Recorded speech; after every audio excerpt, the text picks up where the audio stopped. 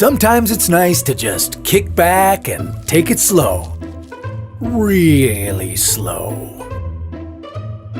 So, what if evolution had the same mindset and decided to take its time before getting rid of some prehistoric creatures? What if the giant sloth was still around?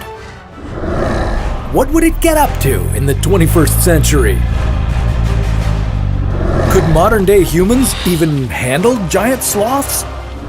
And what does this have to do with my guacamole? This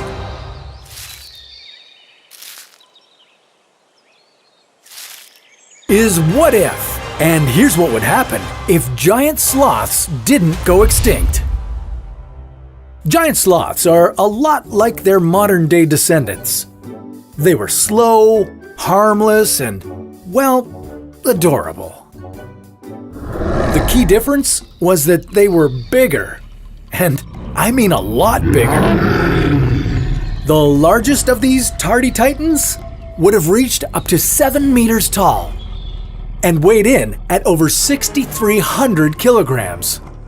Giant sloths evolved in South America about 35 million years ago.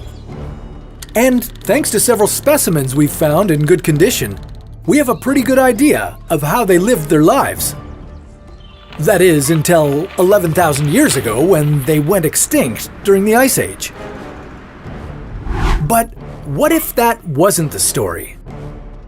What if they stuck around? Well, if they were still alive, they would live in forests or bushy areas found in North and South America. These forests would be their vegan buffet. Giant sloths were herbivores that could stand up on their hind legs to grasp tree branches with their thick claws and snack on leaves. Some of them even had tongues similar to giraffes and could use them to reach the extra tasty leaves. Delicious. It's a pretty good skill to have because these gentle giants would need to eat about 60,000 calories per day. That's as much as an African elephant's daily meal plan. So it sounds like even in the 21st century, giant sloths would have a pretty relaxed lifestyle. But what would it be like for us?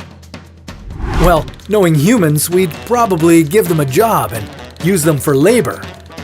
The giant sloths might be used as transportation, at least until we realized that that idea sucks. Hope you're not in a hurry. Some giant sloths were the size of an ox, so they might be able to help us out on farms. By using the old carrot dangling in front of their face trick, we could have them plowing fields. But is anyone really going to invest in a work sloth? I mean, they're not really known for their speedy work ethic. There's gotta be something else they could do. Well, it turns out their biggest contribution was avocados. Yeah, avocados. People love avocados, but the giant sloth really loved avocados. They would eat about 200 avocados per day. It's estimated that if 80,000 giant sloths roamed the earth, they would eat as many avocados each year as are consumed in the entire United States. I hear what you're saying. How is eating so many avocados a contribution? Well, get this. Have you ever heard of Kopi Luwak? It's the most expensive coffee in the world.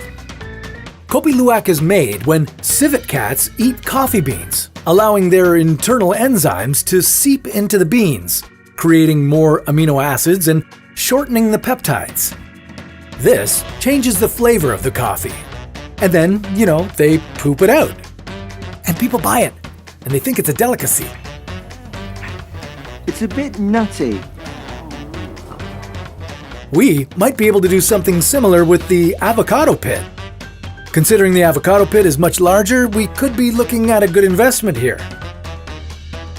Could guacamole made from the avocado seeds deposited by a giant sloth become a delicacy?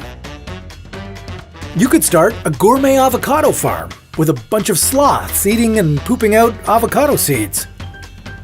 It would be a great way to start production, as you wouldn't be lacking fertilizer. That is one big pile of Now, while it would be amazing to have eco-friendly giants helping us with our farms, sadly, it's only a dream. Giant sloths are long gone, and unless we do some huge genetic experiments, they're gonna stay that way. But wait a minute, that's not a bad idea. What if we invested in the technology to give these animals another roll of the dice? What if extinct animals could be brought back to life?